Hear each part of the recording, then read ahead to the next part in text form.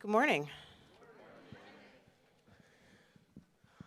We have a nice light crowd this morning. Can I want to take a poll today? As you know, we're all composers, and this is a discussion not just about our work and our expectations, but we want to turn things over and ask questions from your end, in particular from the administrative side, and offer some questions for you guys to think about. So I'm curious, how many people in here are administrators?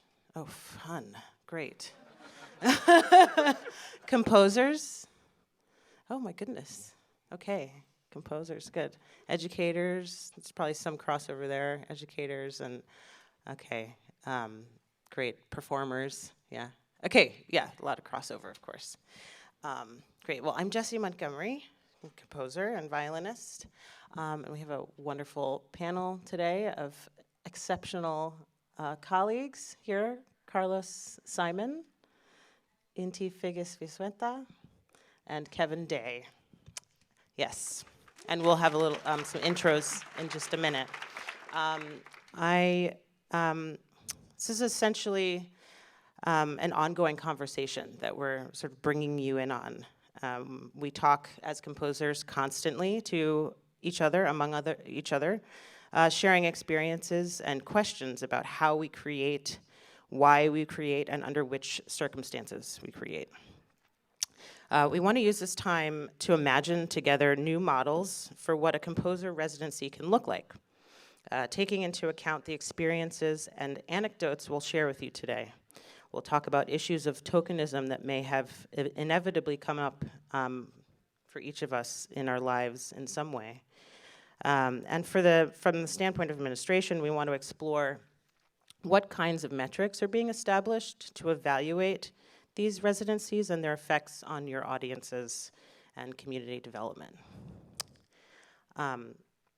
So I'll start by saying I am currently in residency with the Chicago Symphony Orchestra. And within that residency, I'm asked each year to compose an orchestra piece and a chamber music work for each season. And as well, I curate what is called their Music Now series, which is their new music, essentially their new music series, which is anywhere between 3 and 5 concerts a year that feature music by all living composers. This year, I initiated a young composers, it's called the Young Composers Initiative, where I have engaged 5 Chicago area high school students to study composition with me throughout the year. We meet about 5 or 6 times throughout the year, and then their compositions are performed on the final concert of the season. And so that'll take place this April, if anyone is in the Chicago area and wants to hear some new music by young high school age composers. So that's where I'm at in my residency life. And I'm gonna ask each of you to just give us a little bit background of your work and what type of residency you may currently be in. Sure thing. So my name is Kevin Day, and I'm a composer currently based in the Toronto, Canada area. I'm originally from Texas. I went to school at TCU, moved to Georgia, and then later moved to Miami. So I lived in 3 different places up until I got my teaching position up in Canada. A lot of my work is mostly in the wind band and orchestra sort of world, but mostly wind band at the moment. But I'm beginning to get into chamber, beginning to get into opera and a few other things. And so it's been a really interesting journey over the last few years as I'm sort of getting the chance to collaborate and write in areas that I'm not used to writing in. In terms of residencies over the last, I'd say 2 or 3 years, I've done a lot of residencies where I've been invited out to work with university wind ensembles or university chamber groups or orchestras. A lot of that has included teaching master classes, teaching lessons. Normally, it's not a premiere kind of situation. Normally, they've already been working on a piece of mine, and so they're going to bring me in to work with the groups and just be there to more so refine what's been worked on.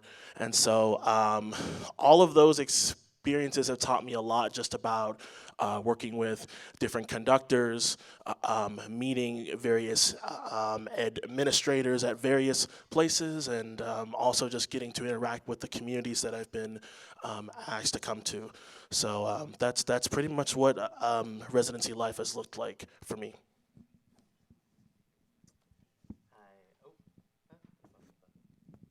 Hello.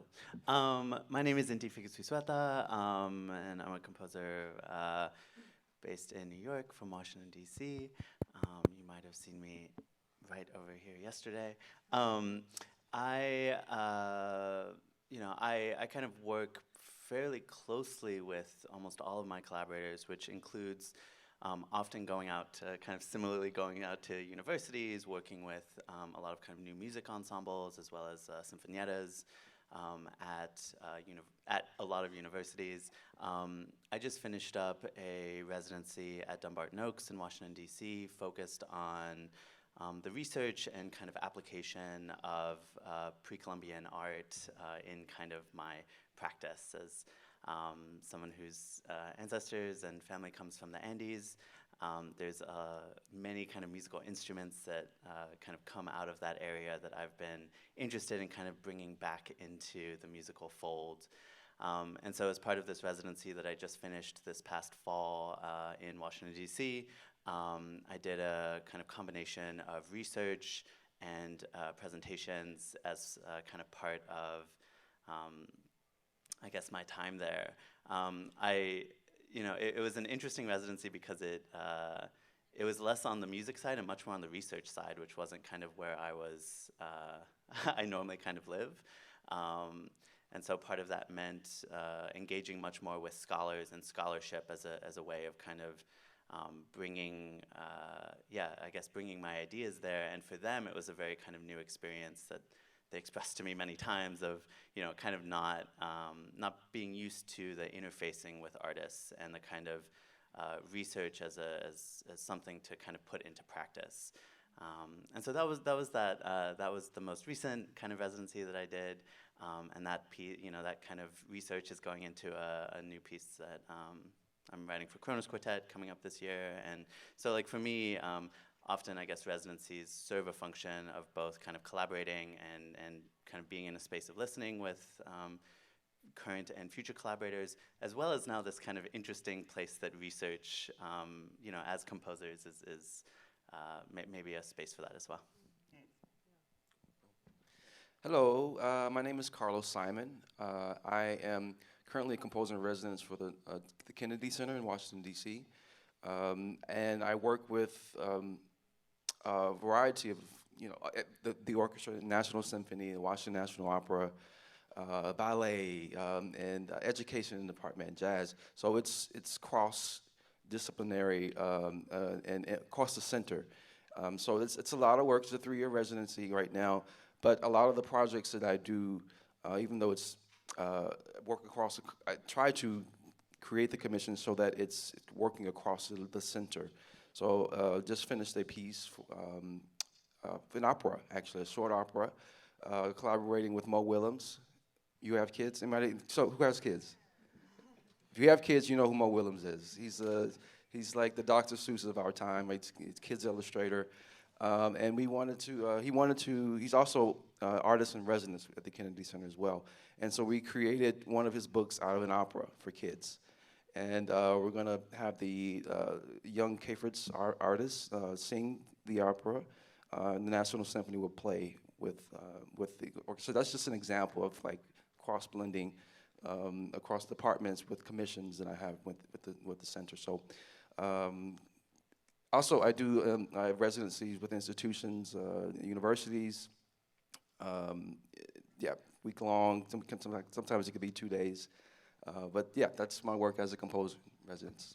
Fantastic. Thank you, guys.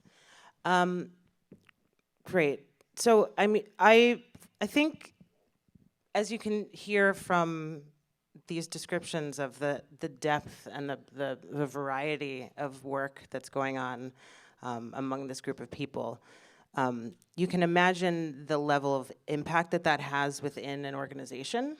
And I really do think that I'm a strong believer that composers and new music is essential and is actually leading our field in concert music and has the opportunity to lead, I would say, in our field.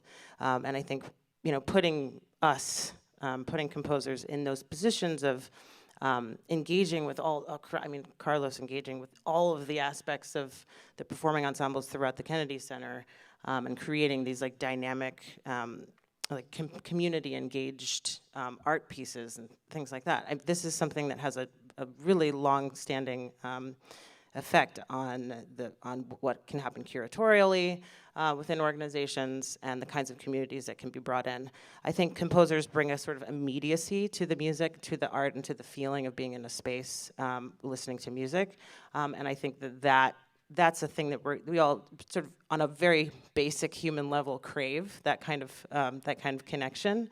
And so I just think it's what you're describing is really demonstrating the sort of successes or the sort of results of some of that work.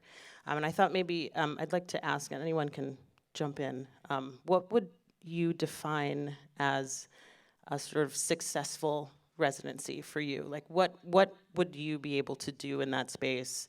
What would you see happen? What are some of the ways you'd like to engage with administrators or the people that are sort of helping you to curate your residency? Yeah, well, I'll just start. So, one of my first experiences with seeing a composer in residence with Gabriella Lena Frank. She was a mentor of mine, and I guess 2018 she approached me to. Well, she was in residence with the Philadelphia Orchestra, and she was. It was a Beethoven year, I think. It was the year when Beethoven turned 250. And everybody was doing Beethoven. And so the Philadelphia Orchestra asked her to write or to respond to all 9 symphonies in 1 year. And she was like, impossible. But what she did was she had an academy. And it's an academy of students, of young composers like me. And I was just getting out of graduate school. And I was like, and she was like, well, I have these young composers. What about if we commission them to respond to 3 of the symphonies?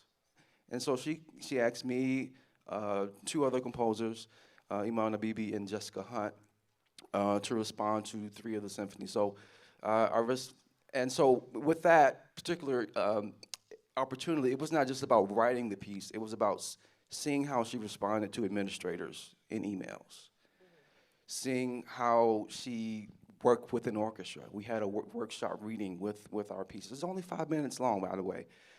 That was the prompt. So you have to respond to Beethoven Symphonies 4, 7, and 8 in 5 minutes. Another impossible task. So I spent 3 months in the corner. Oh my God, what am I gonna do?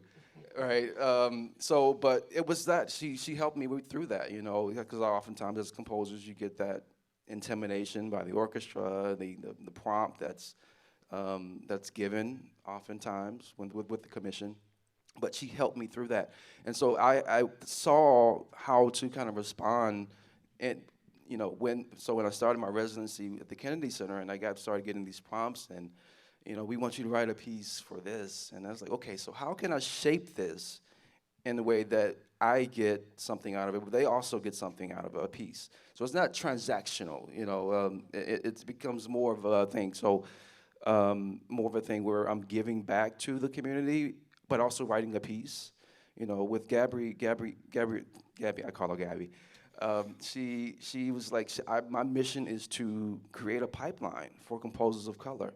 So I'm going to give this opportunity to a young composer, show them the ropes, and then hoping that we will further our field a bit. So that's my take on this. Fantastic. I think what you're saying about learning how to engage your own wishes as an artist with in conversation with administrators is the most important key, because I think especially as young composers, especially when you're starting out, like when you were starting out there,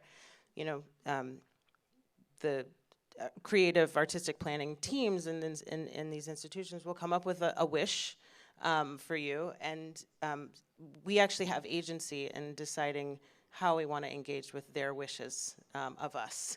And I think when we're young and we're starting out, we don't take that liberty as much as we should, I think.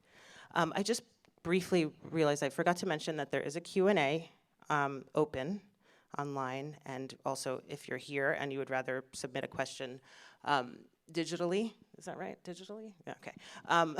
Then you can submit it on the Hop-In app, so please take a moment to think about what you'd like to ask. Thanks. Kevin. Yeah, so for me, I think it's always a treat when I do residencies to see sort of how players bring their own kind of interpretations to the music that you've written.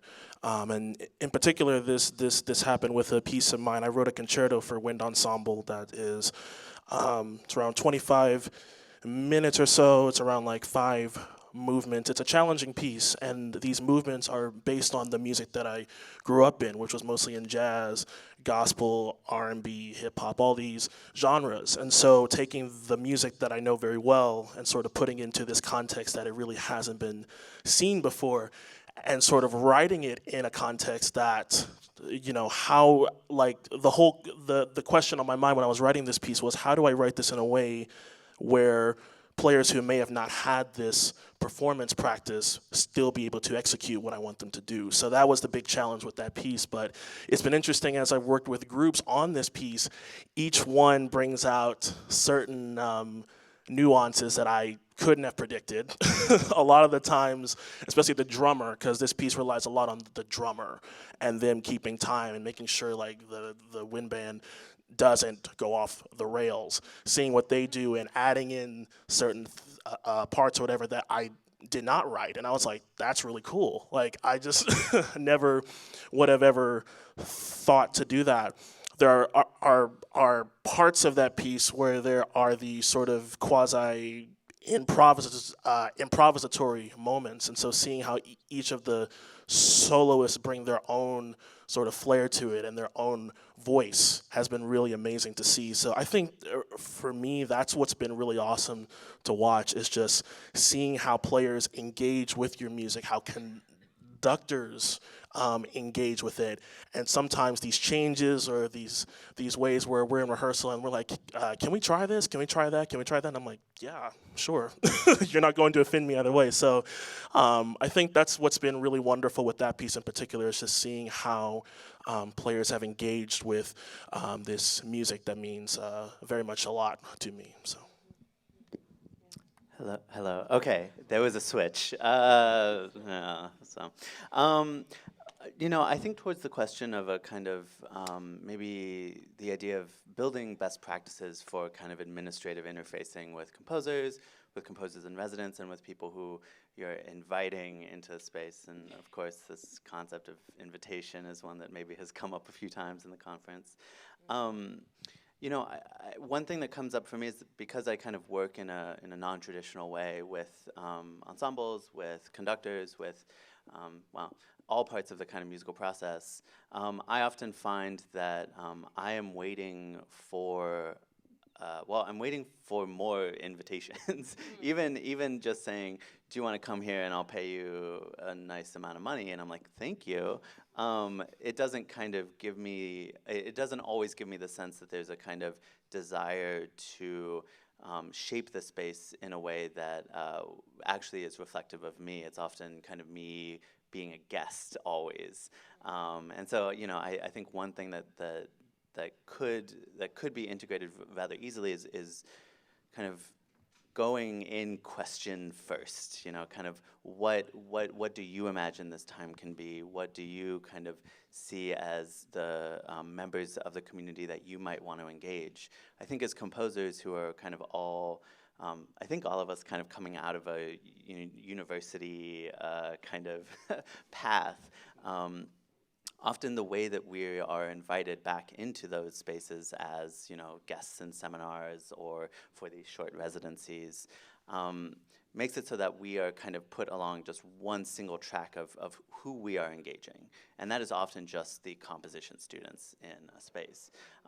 Maybe that also means the performers themselves, but often there's also this, there's layers of a kind of protectiveness or something that comes in where it's like, I think for many of us, what we are most interested in, and we love other composers, I'm sorry, we do, but what often we're very interested in are the performers themselves and are everyone else in that space, the musicologists, the theorists, like people who actually probably don't have the opportunities to interface with composers who are out kind of doing this every day and maybe have questions themselves.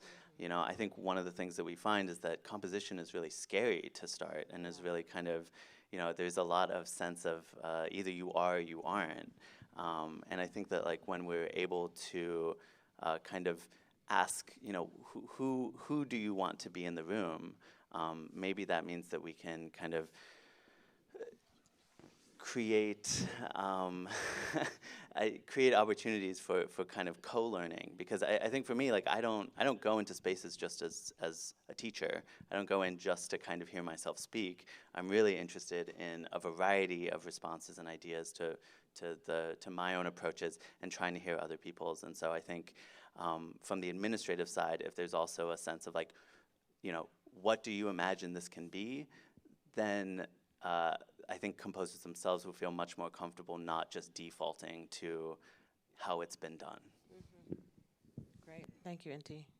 Kevin, did you have a response? Yeah, I was gonna say, because as I'm beginning my first year teaching composition, this has came up quite a bit with my students in Canada, where it's like they're asking me, do I have to write a certain kind of music to be taken seriously as a composer? And I had this question come up actually last week in a lesson of mine. And I told them, like, no, it's about you writing it's about you writing in a way that is natural to you and that's who you are as a composer, not you trying to write like me or trying to write like whoever.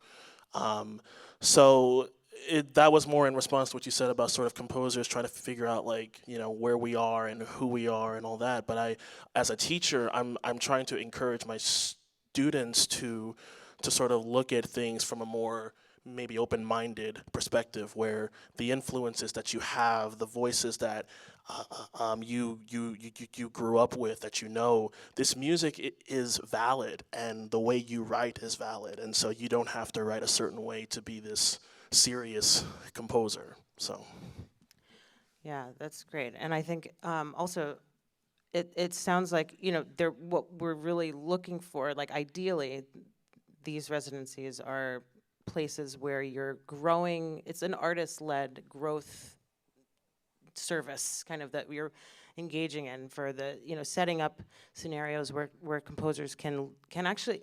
I feel like I'm still learning how to compose every time I sit down and write a new piece, and that there's this constant desire to explore and expand on the last piece that you've written. And I'm always sort of craving more engagement with musicians and more engagement with like in an orchestral setting, more engagements with principal players, more back and forth, more questions, and of course in an orchestral rehearsal space, often the newest piece and the most unfamiliar piece on the program gets the least amount of rehearsal, or is timed out in rehearsal based on the actual length of the piece, whereas certainly from a stage manager's perspective, that makes sense. But from an artistic perspective, that doesn't really make any sense at all, because everybody's on the stage is completely, including the conductor, the composer, everybody in the room has no idea really what this piece sounds like. And so to sort of diminish it to a timing that really just doesn't fit the work. It doesn't fit the sort of what the desired outcome is. It looks like, in that scenario, it looks like we hired this composer, look what we've got, boom, we filled the slot, here it is, and and that's what it sort of looks like and feels like sometimes on our end. So I think that's a thing that we really crave, is that, and and especially like into your work itself, it doesn't work without that at all. I mean, I think for maybe the three of us, we sort of come a little bit more with like a sort of more traditional notation style, that sort of, you read the note, you play the note, that's what you get. With your work, it's much more interactive, and there's a necessary space that needs to take place in order for the real essence of your music to come through. So yeah, so I think that's, that's what we're after. So yeah, I wanted to just quickly I'm gonna jump to the question and answer, because there's an interesting question here. And this is from an anonymous person, I guess that's fine. Okay. In the next 5 to 10 years, what is your ideal vision for the future of music and music makers, and what do you think are the necessary steps to make it happen?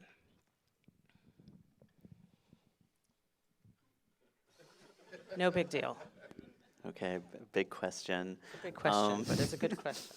I'll just say personally, I have a lot of investment in cultivating opportunities for non-traditionally trained composers and sound makers and organizers to be able to put their music in front of professional ensembles as well as orchestras.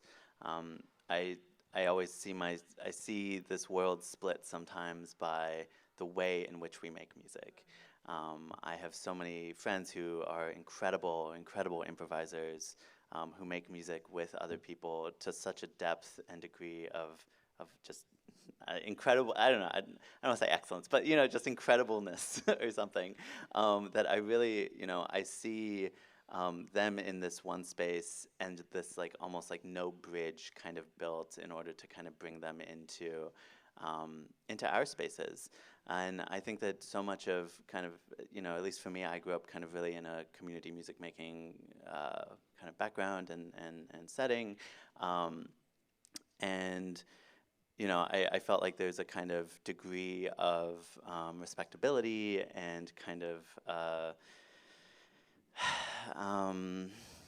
don't know, like, I don't know what the word is, like just a kind of necessary like 30 steps in order to get to this space. And it's like, how can we shrink that down and make it so that we, in this idea of a kind of mutual growth that we're all kind of seeking, what can we learn from these folk, and how can we do that in a way that doesn't kind of separate practices? Because I think, one of the things that comes up is that, a lot of orchestral musicians, it's a long job. It's 40 years. It's like you're seeing so much music. At some point, I think as composers, we have a really kind of ideal and like beautiful view of this world of trying to build everyone together. And often I think that happens when we shake up what is actually like who's on the stage and how they are making on the stage, and how we are asking people and musicians to kind of respond to that. And I think if that could happen in the next 5 to 10 years, that would be absolutely amazing. Just very quickly, I think we have, I'm just going to address the question as far as American orchestras and stuff, but I think that I think we have an identity crisis here in America, in particularly to like with planning, programming and repertoire. You think about the music that was born here, jazz, gospel, I believe that should be reflected in the concert hall. And that's through repertoire, and I believe that of course composers like me and Kevin, and of course everybody here, but we're creating the rep, but also it's not being oftentimes not being performed. And when we get there, the orchestras often are kind of confused as to how to play this music, because I think something has to happen across the board in education, understanding how to play the music in schools, how to improvise. Okay, how to read chord changes, and I think that's a huge part of our American culture, and oftentimes there's a disconnect between, I get this a lot when I meet people who aren't musicians, and it's like, oh, what do you do? I'm a composer. Okay, cool. What type of music do you write? Classical music. Oh, and it's like this deer in headlights look. You know, it's like, because they think of composer like Mozart, Beethoven, Bach, the dead white Germans. And so, well, and they listen to my music, and they're like, oh, this is like gospel, or it's like jazz, or, you know, but it's different, you know? So I don't know. I think the repertoire, it's one, that's my contribution to this movement that I feel like should happen in American orchestras, American performers in general, not just orchestras, but yeah. Yeah, expanding the performance practice Exactly. so that we can include all the voices. Yeah. Kevin? Carlos, you kind of took what I was going to say, but I'm going to piggyback off that and just say, beyond that, with everything that's been said here that I agree with immensely, I think it's what I'm hoping happens in the next 5 to 10 years is an acceptance of genre that we don't really see happening now.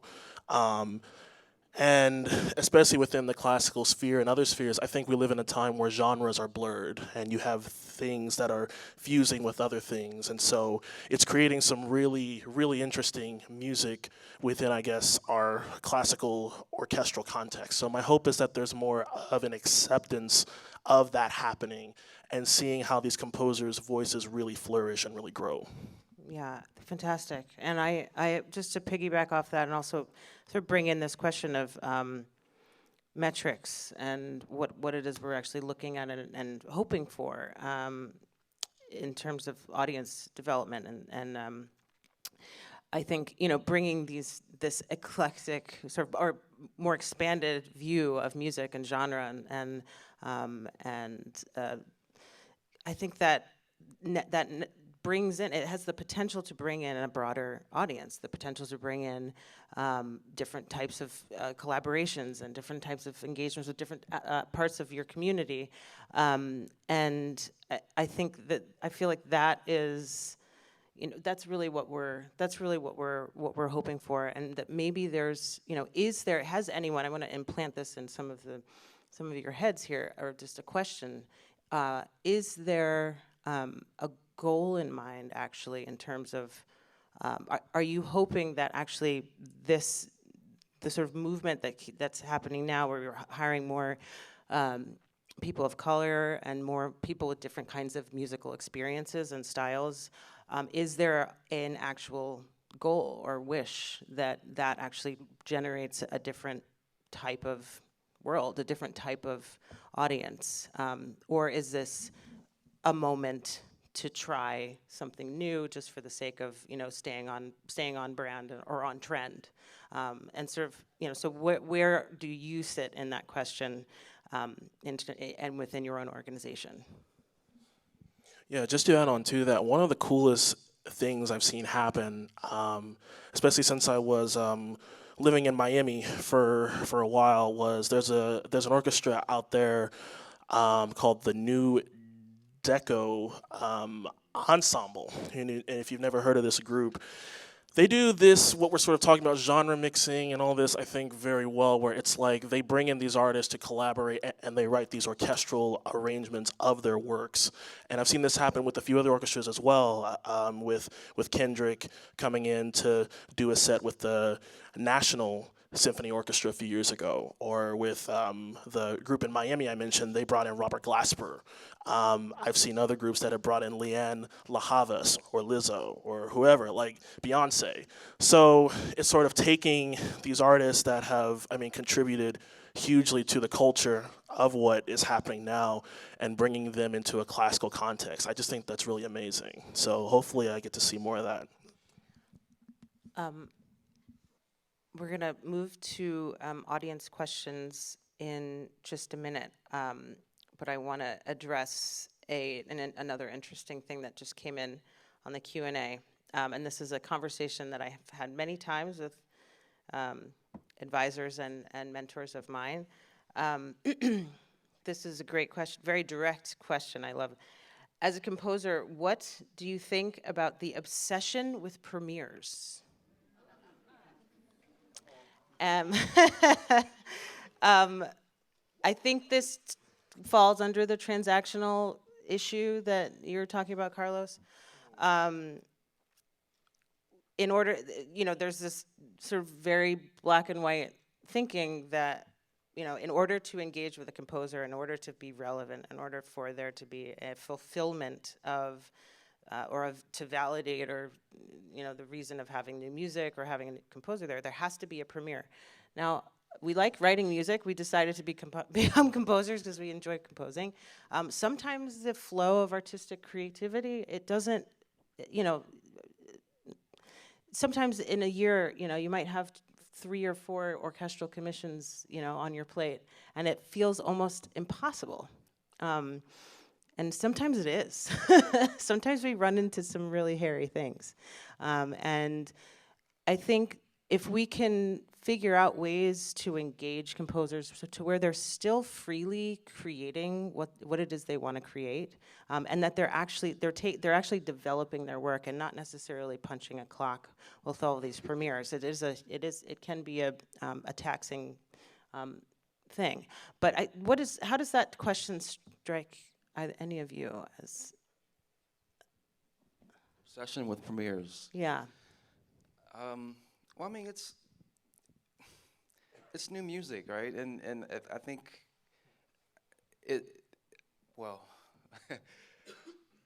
with premieres, with commissions that I have, I'd like to know what else is on the program, understanding how it fits, because oftentimes the new piece, the commission is often it's kind of plopped in with Beethoven, 7 or something like that. And oftentimes a rehearsal you get 5 minutes, whatever, how long the piece is, and maybe, but I think from an audience perspective, I feel like it's exciting, to have a new piece of music. Right. All music was once new, right? And I do feel like it's exciting for me as a composer to hear a piece for the first time, other than on my computer or at the piano, and to really like work with musicians and create a sound that's different from what I was hearing on the page, or and so it's exciting for me, and I every time is just like the joy of my life. Great. Yeah. And there's also a superstar thing that happens, right? Like the premiere of the great Carlos Simon, and Carlos is there to take a bow and do a pre-concert talk and all these things, and I think that's great. That from the audience, like you're saying, from the audience perspective. Yes, I think we get stuck sometimes in the sort of, especially if we're looking at long-term residencies.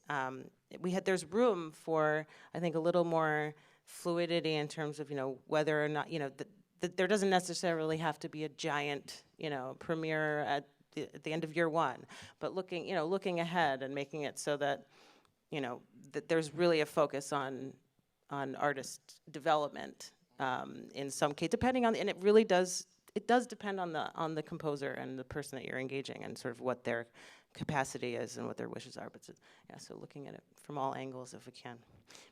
Maybe one more response, and then we'll take some questions from the audience. Thank you for guys waiting for so patiently.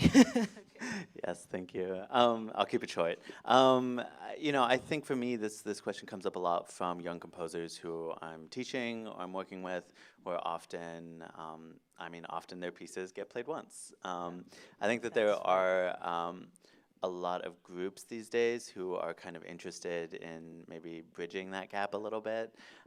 Folks who, I've seen a few projects that are specifically no premieres. Like specifically, this doesn't have to be a new thing. In fact, please don't let it be a new thing. I do think sometimes when we're talking about kind of entry points for composition, especially for students, things like call for scores, things like submission-based processes are often unnecessarily exclusionary of people who have not had a piece premiered. Often they are asking for an entirely new piece to be written before even the chance for selection or the chance for that piece to be played. I think that that's an extremely unfair kind of idea, practice, everything, and actually opening up the space so that there isn't a kind of like unnecessary burden or kind of extraction of labor feels really important. I think even continuing that.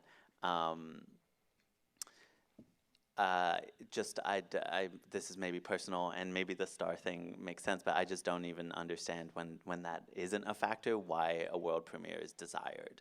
I understand that from like a marketing and PR perspective, like maybe that sounds good, but I don't know if anyone, like I don't know if the people are like, yes, world premiere, that's what I want. Like I think they're often looking for other kinds of connection points to the repertoire that's being represented, and often actually the pieces that are played 5, 10 times, or even just once, what we're doing is we're sharpening the vision of we're sharpening the musical vision of a piece. We're not just kind of looking for the first way it's done, the immediacy of that thing, and I think that it kind of there's a level of, oh my God, I feel judgmental. I was gonna say a level of maturity to this perspective, but I really hope that like it also is something that really kind of helps young composers not just feel like it's piece to piece to piece to piece to piece until something sticks. That maybe actually something can be given more time, that an idea can be developed even further, and I think that is a gift and a responsibility to give to young composers. And I would say composers are really learn on the job. This is an on the job kind of thing. So yeah, let's go to first question from the audience. Good morning. My name is Laurier. I am a presenter, administrator, and performer in Chicago. As I've stood here, my question has morphed into 1,000 segments. So I'm going to try and cohesively give you what I think is a very theoretical question.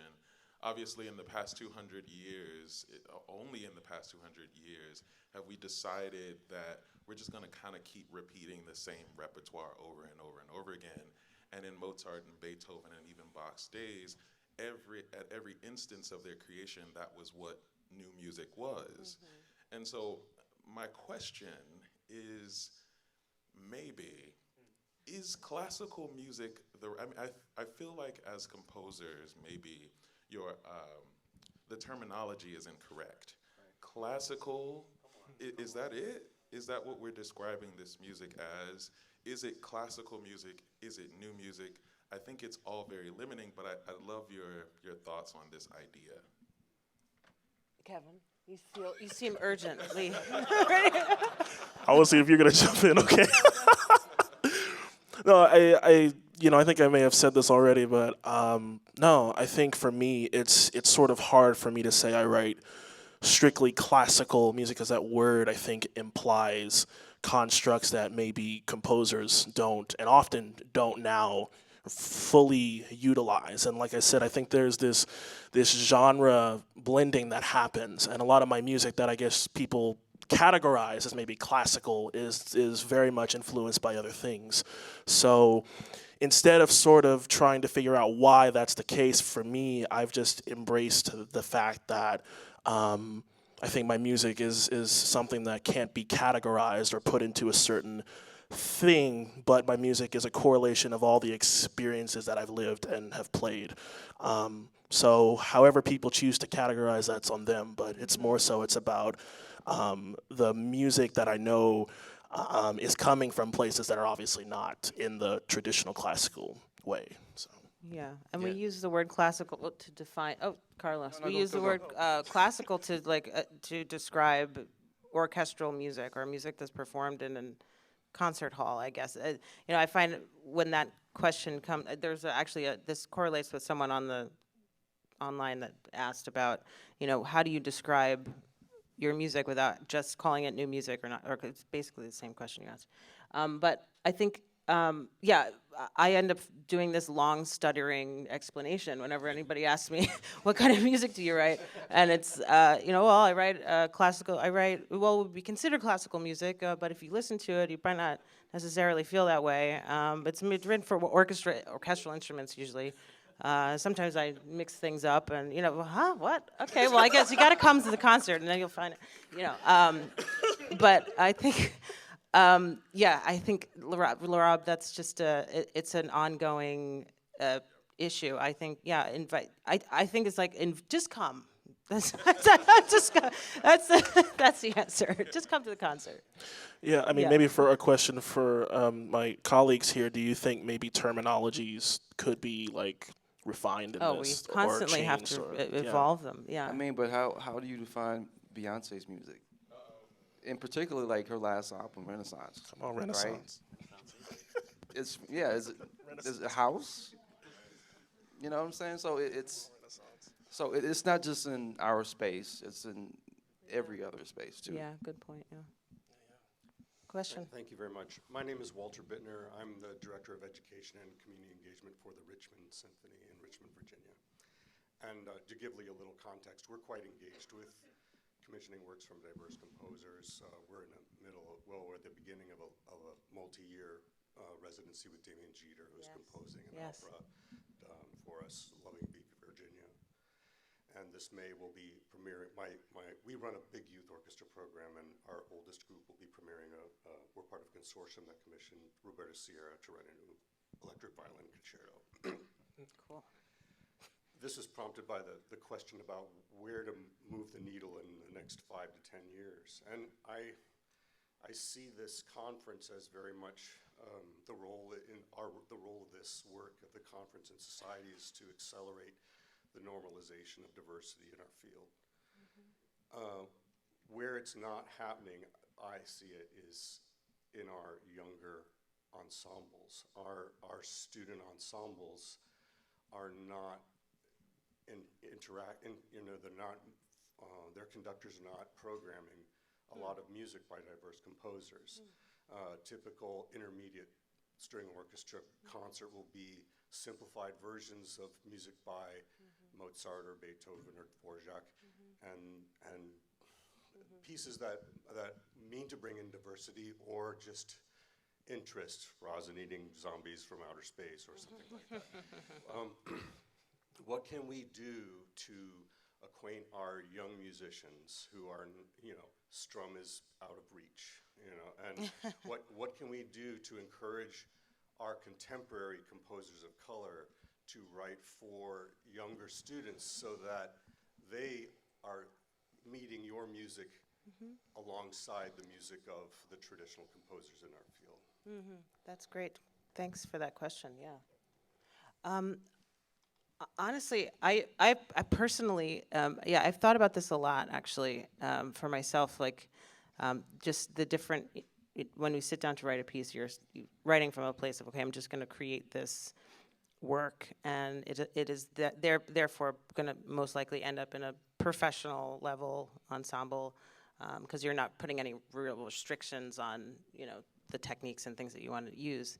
But I think that might be a little bit of a missing piece for composers to think about specifically writing for intermediate level players. I think it's something that we sort of jump over that in our training and in our sort of aspirations as composers. And I think that's a really great reminder for us. Kevin, you could probably speak to this, because what I see in the wind band world is the grading of pieces. Grade 1, there's certain things you can do as a composer, right, within the piece, all quarter notes basically, and certain you can't jump, and you can speak better to that, but I think that's something we could probably transpose over to orchestra and string orchestra. Yeah, have a tab on your website that says pieces for young youth pieces. I have 2 in there. I don't know. Good 2.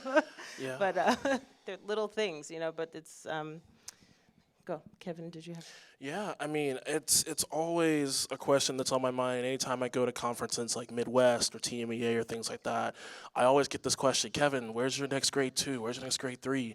And I just got through writing, like I said, a concerto for wind ensemble that's probably a grade 6. And so I'm still recovering from that piece.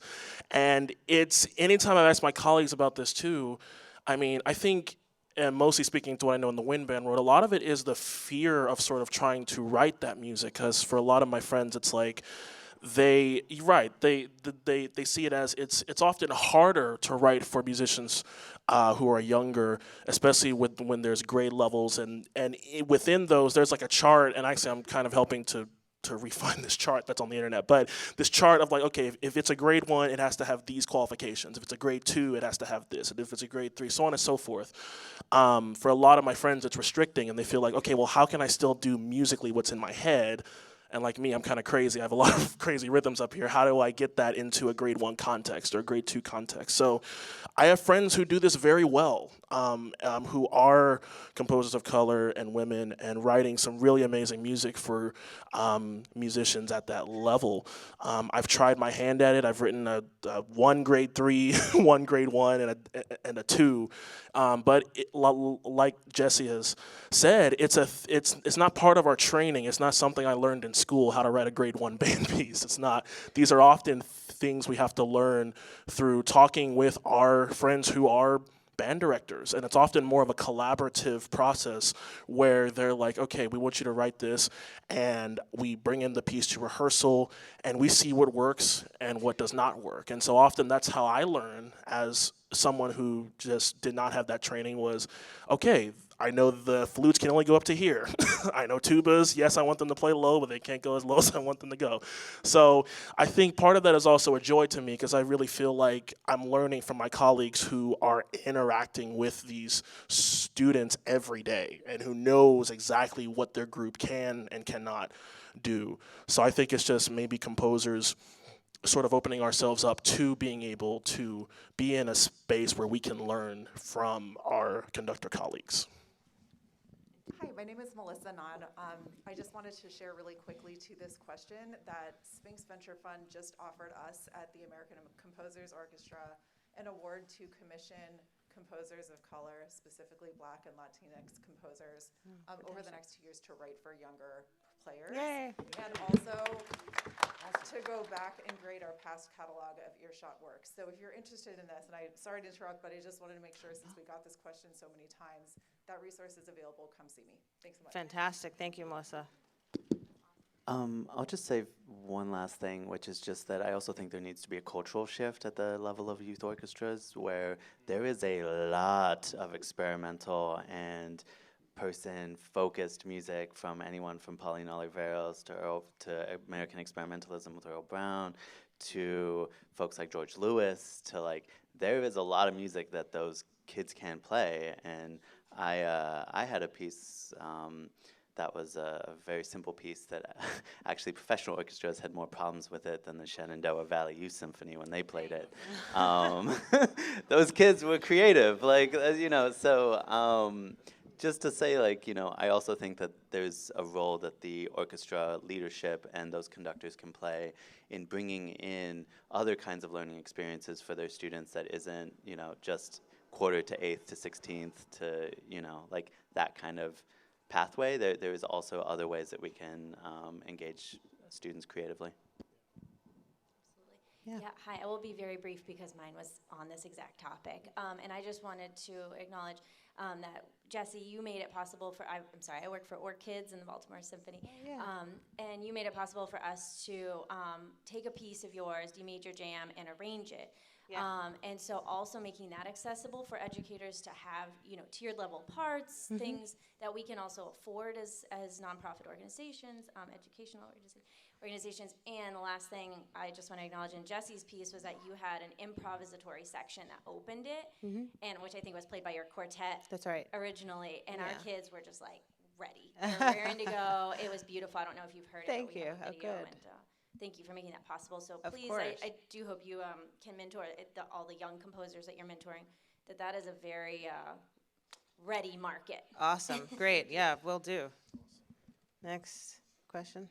Hello, my name is Tegan Farron. I teach at DePaul University, and much of my commissioning, as Carlos knows, has come from just calling my friends and figuring things out. And now at the institutional level, I'm looking at so many applications and realizing that you have to really come from the institution world to feel comfortable applying to many residencies. So I was just wondering if you could speak to practices that you've seen or that you would like to see that could help us move beyond just calling our close circle of friends or rewarding people who are already fluent in the language of application.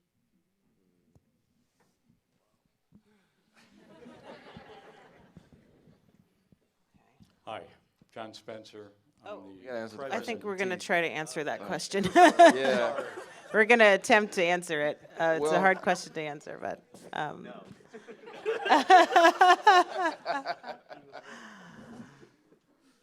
Yeah, so yeah, that's an interesting question. It's a question of, like, it's like a catch-22, right? Like, you have to be in the institution already. You have to already have the connections in order to know which questions to ask and who to ask them to. And if you're not in that position already, where do you go? I mean, that's a great question. I think, I think an organization like Sphinx or ACF has American Composers Forum they have lists. I mean, they have resources and lists, online. And I think also there's a sense sometimes when you're young and coming up that you can't ask questions, or there's a fear factor a little bit. And I just want to encourage people to know that we want to help. We want to guide people. It is our desire to create more opportunities and more music and more people and invite people in. So I would encourage anyone who feels, oh, for one reason or another, I don't have enough of this, or I don't have enough of the connections in this area or that area to even ask the question, that is a false reality. You can actually, once you start engaging in those questions and asking those questions, you'll start to see things, they'll click pretty quickly. And most all of us certainly, and any other composers that you'll see here, are all very open to creating more of those conversations and being a resource ourselves for those opportunities. And also, and we'll write recommendations all year long for students. And so your recommendations don't have to necessarily come from your teacher or from someone that, you can reach out to composers in the field and say, this is what I'm doing. Even if they don't know your work, they can sort of help guide you to learn how to ask the right questions, basically. It's all about asking the right questions to the right people, and it's not necessarily like, I'm gonna make this happen right now. It's knowing what questions to ask and not being afraid to ask them. I'm sorry, I'm just kind of share I have a testimony. My dad's a preacher, so, and I came from a tradition of oral tradition. I didn't start reading music until, high school. And I made a decision to be a composer, but I was like, hey, I have this tradition of gospel music and jazz and improvisation, but I love classical music. I love that sound. So, and I wanted to study the music, but I just didn't have the chops to get what was in here on paper. And for a long time, I struggled with applications. It took me 3 years to get into a doctoral school, 3 years. And I just didn't know. So every year I went to a mentor, a composer in Atlanta. It's like, hey, you got to do this to the application, put this on your application, say this. So it was more of like every year learning something. But I was determined. So there was a little bit of that, wanting what I wanted, knowing what I wanted rather. So just want to share that. But this consistency. We have Inti, did you want to make one more comment, and then we'll take one last question? No worries. I'll say for this, I do think we've been talking a little bit about like a pipeline problem for composers, especially young composers kind of coming into, kind of more advanced opportunities. I also think there's a pipeline problem of composers who are starting off at more advanced ages, who are kind of attempting to gain access to our spaces, our fields, everything. One example that comes to mind is just a program in Philadelphia called Wildflower Composers, where it's kind of focused on women and gender expansive composers. And one of the kind of tenets of that program is that there is no requirement for previous kind of musical training before that, just interest and a kind of mission statement. Just a kind of like, if you can put why you want to do this in words, we will bring you in.